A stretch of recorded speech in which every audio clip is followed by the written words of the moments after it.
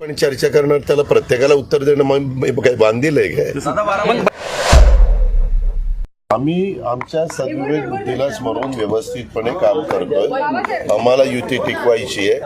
आम्ही त्या पद्धतीने आमचं काम चालू आहे. हो, पण बैठकीत प्रत्येक गोष्ट काही तुम्हाला सांगितली पाहिजे असं काही नाही.